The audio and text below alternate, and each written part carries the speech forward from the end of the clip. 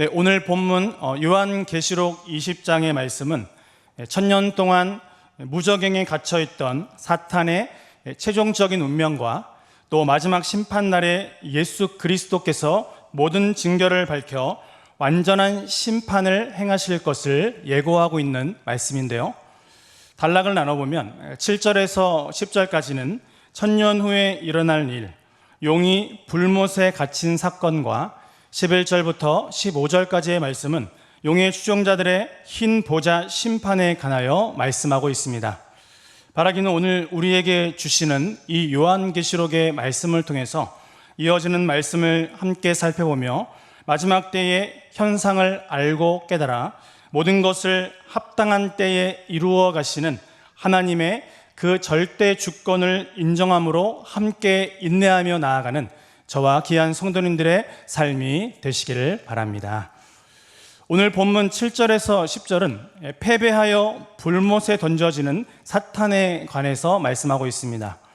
사도 요한은 그리스도와 함께 첫째 부활에 참여한 성도들이 천년 동안 다스린 후에 사탄이 무저갱에서 잠시 놓이게 되어 활동하게 될 것을 예언하고 있는데요. 7절과 8절의 말씀을 통해서 사탄은 옥에서 나와 또다시 미혹하는 영으로 온 땅과 그 모든 백성을 불러 모아 싸움을 붙이는데 그 수가 바다의 모래와 같이 많을 것이라고 이야기합니다. 이것을 사도 요한은 비유적으로 지금 묘사하고 있는데요.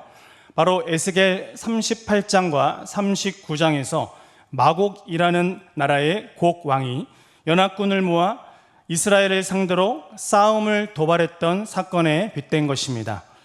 요한은 그렇게 에스겔의 곡과 마곡의 전쟁을 통해서 사탄을 심판하시는 예수님의 그 재림 때에 하나님의 거룩한 이름들이 만민과 만물 가운데에 회복될 것임을 확증하고 있습니다. 다윗은 이 같은 자들을 가리켜서 시편 2편 2절을 통해서 메시아를 대적하는 세상의 군환과 관원들이라는 표현을 하고 있습니다. 그리고 9절의 말씀을 통해서 사탄과 그 세력들은 성도들의 진과 또 사랑하시는 그 성을 포위했는데요. 그때 하늘에서 무엇이 내려오고 있습니까? 불이 내려오고 있습니다. 그래서 하나님의 나라를 대적하는 사탄의 세력들을 다 태워버렸습니다. 이 하늘에서 내려온 불은 대적을 멸하시는 하나님의 심판을 의미하고 있다는 것입니다. 에스겔 38장 22절과 23절의 말씀입니다. 내가 또 전염병과 피로 그를 심판하며 쏟아지는 폭우와 큰 우박덩이와 불과 유황으로 그와 그 모든 무리와 그와 함께 있는 많은 백성에게 비를 내리듯 하리라. 이같이 내가 여러 나라의 눈에 내 위대함과 내 거룩함을 나타내어 나를 알게 하리니 내가 여호와인 줄을 그들이 알리라. 이렇듯 10절의 말씀에서 하나님은 그들을 미혹하는 마귀를 짐승과 거짓 선지자가 이미 들어가 있는 불과 유황못에 던지사 세세토록 밤낮 괴로움을 받게 하시는데요. 이 형벌은 영원한 고통과 또 영원한 죽음을 의미하고 있습니다. 우리 베드로후서 3장 10절에서 13절의 말씀을 보면 그러나 주의 날이 도둑같이 오리니 그날에는 하늘이 큰 소리로 떠나가고 물질이 뜨거운 물에 풀어지고 땅과 그 중에 있는 모든 일이 드러나리로다. 이 모든 것이 이렇게 풀어지리니 너희가 어떠한 사람이 되어야 마땅하냐. 거룩한 행실과 경건함으로 하나님의 날이 임하기를 바라보고 간절히 사모하라. 그날에 하늘이 불에 타서 풀어지고 물질이 뜨거운 불에 녹아지려니와 우리는 그의 약속대로 의가 있는 곳인 새 하늘과 새 땅을 바라보도다 라고 말씀하고 있습니다. 이것이 마지막 구원의 역사라는 것이죠. 하나님은 사탄을 이와 같이 극적으로 심판하심으로써 성도들의 원수를 갚아주십니다. 결국 사탄의 공격은 제대로 힘을 쓰지 못하고 하나님의 진노와 그 불로 태워지게 된다라는 것입니다. 또한 하나님께서는 모든 사람들이 사탄의 패배를 지켜보게 하시는데요. 이것은 무엇을 의미하고 있습니까? 그때에는 이 세상의 역사의 주인이 과연 누구인지를 우리가 분명하게 확실하게 알 수 있다는 것입니다. 사랑하는 성도님들, 그렇기 때문에 지금 우리가 당하는 고난도 하나님이 허용하시는 시간 가운데 있음을 기억하시기 바랍니다. 우리는 시간의 주인이신 하나님께서 이 모든 것을 그분의 섭리와 또 그분의 계획 가운데에 진행하고 있음을 깨달아야 한다는 것입니다.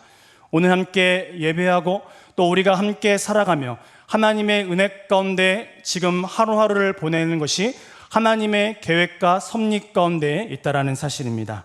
모든 것을 합당한 때에 이루시는 하나님의 그 절대 주권을 우리가 인정할 때에 하나님 앞에서 인내하는 삶을 살아갈 수 있다는 것이죠.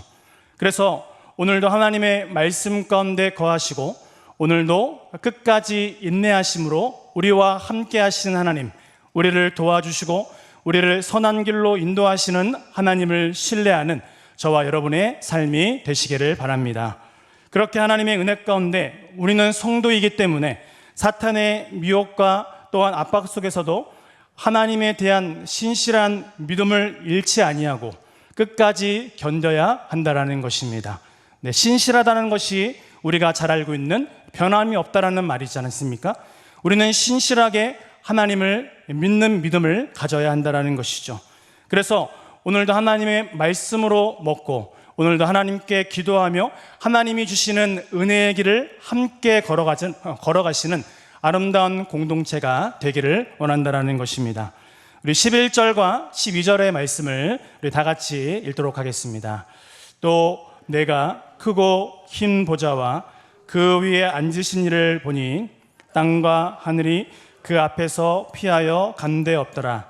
또 내가 보니 죽은 자들이 큰 자나 작은 자나 그 보좌 앞에 서 있는데 책들이 펴 있고 또 다른 책이 펴졌으니 곧 생명책이라. 죽은 자들이 장이 행위를 따라 책들에 기록된 대로 심판을 받으니. 아멘. 11절에서 15절까지의 말씀은 흰 보좌 심판에 대하여 말씀하고 있는데요.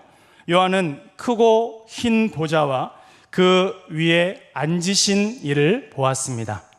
크고 흰 보좌는 하나님의 엄리하심과 거룩하심을 나타내는 표현인데요. 여기에서 크다라는 특징은 하나님의 권위의 장엄함을 상징하고 있고, 희다라는 특징은 심판주로서의 판단의 절대적인 공정성을 의미하고 있습니다. 즉 여기서 흰 보좌에 앉으신 이는 하나님께 심판의 권한을 위임받으신 심판주가 되시는 예수 그리스도를 의미하고 있다는 것입니다. 요한복음 5장 22절에서 23절의 상반절을 보면 이렇게 말씀하고 있는데요. 아버지께서 아무도 심판하지 아니하시고 심판을 다 아들에게 맡기셨으니 이는 모든 사람으로 아버지를 공경하는 것 같이 아들을 공경하려 하심이라. 이렇게 표현하고 있습니다. 요한은 오늘 본문 11절의 말씀을 통해서 땅과 하늘이 그 앞에서 피하여 간데 없더라, 이렇게 말씀하고 있는데요. 이는 이전 것은 사라지고 새 하늘과 새 땅이 창조될 것을 암시하고 있다는 것이죠. 요한은 12절의 말씀을 통해 죽은 자들이 그 보좌 앞에 심판을 받기 위하여 서 있는 것을 보았습니다. 그런데 그들 앞에는 지금 무엇이 있었습니까? 그들의 행위를 기록한 책들이 펴져 있었고 또한 또 다른 책인 생명책도 펴져 있었습니다.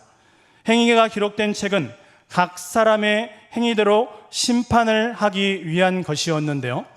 이 생명책은 하나님의 백성의 이름이 기록되어 있는 책으로서 어린 양이신 예수 그리스도께서만 열 수가 있었습니다. 요한계시록 3장 5절인데요. 이기는 자는 이와 같이 흰옷을 입을 것이요 내가 그 이름을 생명책에서 결코 지우지 아니하고 그 이름을 내 아버지 앞과 그의 천사들 앞에서 시인하리라. 네, 이것은 십자가의 보혈의 공로로 말미암아 예수 그리스도의 구속의 은혜를 입은 자들은 그 행위를 사함받고 구원에 이르지만 그리스도와 상관없는 자들은 그 믿지 않는 행위로 말미암아, 네, 그 행위가 어떻게라고 말씀드렸죠? 그 믿지 않는 행위로 말미암아, 네, 영원한 정죄를 받는다라는 것입니다. 그렇기에 오직 하나님이 죄인들을 위하여 이 땅에 보내주신 어린 양 예수 그리스도를 의지하고 그분을 힘입어 우리는 회개와 또한 믿음의 자리로 나아가야 한다라는 것입니다. 뿐만 아니라 어린 양의 피로 거듭난 그리스도인들은 아직도 주님을 믿지 않고 자신의 행위를 의지하며 또 불법과 불의를 행하고 있는 가운데 살아가는 사람들에게 영원한 길이요 진리요 생명이 되시는 예수님을 통해서 하나님을 만나는 구원의 길이 있음을 우리는 분명히 전해야 한다라는 것입니다. 왜냐하면 주님께서 우리를 먼저 변화되게 하셨습니다. 하나님의 자녀 삼아 주셨습니다. 그래서 하나님께서 나를 구원받게 하셨기 때문입니다. 아울러서 또한 내가 그리스도를 모르고 멸망으로 향해 달려가는 사람들에게 복음을 전할 사명이 있기 때문입니다. 아멘이십니까? 12절 말씀을 다시 한번 묵상해 보면 고린도전서 15장 36절에서 38절은 씨를 심는 비유로 이것을 말하고 있는데요. 어리석은 자여, 내가 뿌리는 씨가 죽지 않으면 살아나지 못하겠고, 고린도전서 15장 36절의 말씀입니다. 씨가 죽어야 자라서 살아난다라는 것입니다. 씨를 땅에 묻어 겉껍질이 썩고 어느 정도 씨의 형태가 없어져야 그 속에 있던 생명이 살아난다라는 것입니다. 몸의 부활도 그렇다는 것이죠. 사람이 죽는다는 것은 무엇을 의미하고 있습니까? 존재의 형태가 달라지는 것뿐이지 존재 자체가 없어지는 것은 아니라는 것입니다. 형태가 달라져서 영원한 하늘나라로 가는 것입니다. 그 생명책에는 이름들이 기록되어 있는데요, 우리가 여기에서 분명히 깨달아야 할 사실이 있습니다. 하나님은 그 이름을 다 알고 계신다라는 것입니다. 주님은 우리의 이름을 아십니다. 그리고 계명하신 이름의 분들의 이름도 다 아십니다. 우리는 헷갈리는데 하나님은 정확하게 아십니다. 그래서 하나님은 나의 생각을 아시고 하나님은 나를 지으신 창조주이시기 때문에 오늘도 하나님이 우리의 모든 것을 아시고 우리의 모든 것을 인도하고 계시는 하나님이시기 때문이죠. 그래서 우리는 여호와 하나님을 오늘도 의지할 수 있다는 것입니다. 눈물 마르지 않는 인생이잖아요. 힘들고 어렵고 고통스러운 인생입니다. 한 치 앞도 알지 못하는 인생이지만 오늘도 내가 하루하루를 은혜 가운데 살아갈 수 있는 것은 무엇입니까? 내가 하나님을 의지하고 있기 때문입니다. 오늘도 하나님이 나와 함께 하심을 믿기 때문입니다. 그 임마누엘의 하나님이 저와 여러분의 하나님이 되심을 믿으시기 바랍니다. 그러면 오늘 하루도 우리는 버틸 수 있어요. 견딜 수 있습니다. 힘들고 어렵지만 하나님의 은혜 가운데 살아갈 수 있다라는 것입니다. 그 하나님이 저와 여러분의 아버지가 되심을 기억하시고 오늘도 험한 세상, 힘들고 어려운 마음을 하나님 앞에서 위로받으시고 하나님이 진정 우리의 모든 것이 되심을 오늘도 기억하면서 하나님께서 우리의 삶을 끝까지 인도하시는 하나님이심을 고백하는 저와 귀한 성도님들의 삶이 되시기를 바랍니다. 예수님께서 70인이 전도하고 돌아와 귀신을 내쫓는 것을 기뻐할 때에 무슨 말씀을 하셨습니까? 누가복음 10장 20절인데요. 그러나 귀신들이 너희에게 항복하는 것으로 기뻐하지 말고 너희 이름이 하늘에 기록된 것으로 기뻐하라 하시니라. 이렇게 말씀하고 있어요. 중요한 말씀이니까 한번 따라해 볼까요? 너희 이름이 하늘에 기록된 것으로 기뻐하라. 아멘. 여러분, 우리가 가장 기뻐해야 될 것은 하나님께서 우리 이름을 생명책에 기록해 놓으셨다라는 사실입니다. 그래서 우리가 구원받았다는 그 사실, 그 감격을 가지고 오늘 우리는 이 세상을 살아갈 수 있다는 것이죠. 이 구원에 참여할 수 있도록 하나님께서 우리를 만세전에 택하여 주셨고 하나님의 귀한 자녀로 삼아 주셨습니다. 그 구원을 이루기 위하여 주님이 역사하고 계시다라는 것입니다. 그래서 우리 믿는 사람들은 혼자 있어도 혼자가 아니라는 것입니다. 하나님께서 나를 기억하고 아시기 때문입니다. 나의 모든 것을 오늘도 아시기 때문이죠. 그래서 마태복음 10장 28절을 보면 몸은 죽여도 영혼은 능히 죽이지 못하는 자들을 두려워하지 말고 오직 몸과 영혼을 능히 지옥에 멸하실 수 있는 이를 두려워하라, 이렇게 말씀하고 계신다라는 것입니다. 또한 오늘 본문 13절을 보면 바다가 그 가운데에서 죽은 자들을 내주고 또 사망과 음부도 그 가운데에서 죽은 자들을 내주매 각 사람이 자기의 행위대로 심판을 받고, 이렇게 말씀하고 있는데요. 이 바다와 사망과 음부는 사탄에 속하여 첫째 사망을 경험한 자들이 일시적으로 머무는 것으로 등장하고 있습니다. 이 셋은 다른 장소가 아니라 동일한 장소를 다르게 표현한 것인데요. 바다와 사망과 그 음부는 죽은 자들을 최후의 심판 때에 내어 준다라는 것이죠. 요한복음 5장 29절을 보면 이것을 생명의 부활과 대조되는 심판의 부활이라고 표현하고 있다라는 것입니다. 선한 일을 행한 자는 생명의 부활로, 악한 일을 행한 자는 심판의 부활로 나오리라. 그러므로 우리에게 가장 선한 일은 무엇입니까?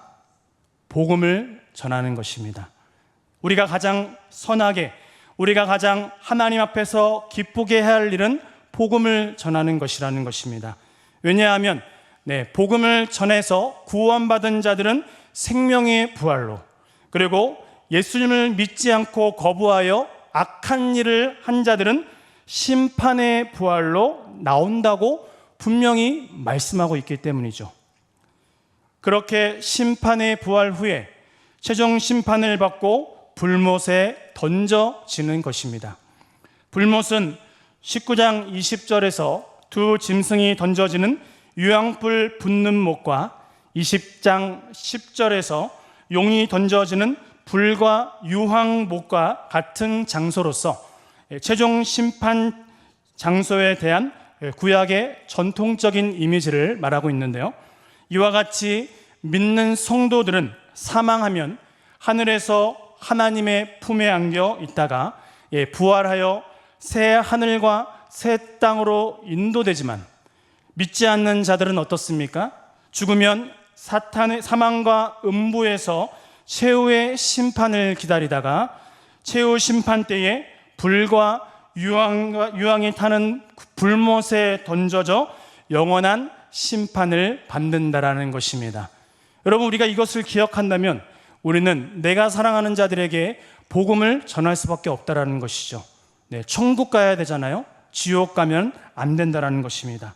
그래서 우리 14절과 15절의 말씀인데요, 우리 다 같이 한번 천천히 읽어보도록 하겠습니다.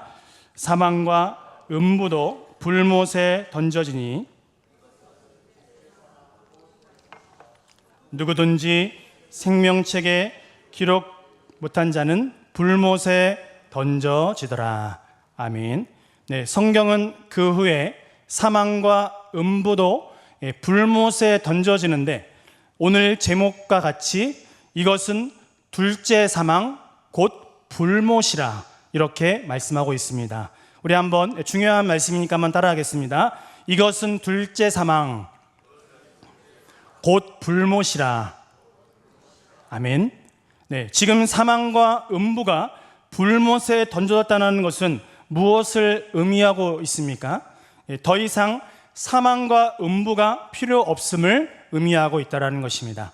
왜냐하면 마지막 심판 이후에는 영원한 생명과 영원한 죽음으로 나누기 때문입니다. 영원한 생명, 영원한 죽음으로 나누기 때문이죠. 네, 중간은 있습니까? 없습니까? 없습니다. 왜 없습니까? 성경에서 말하고 있지 않기 때문이죠.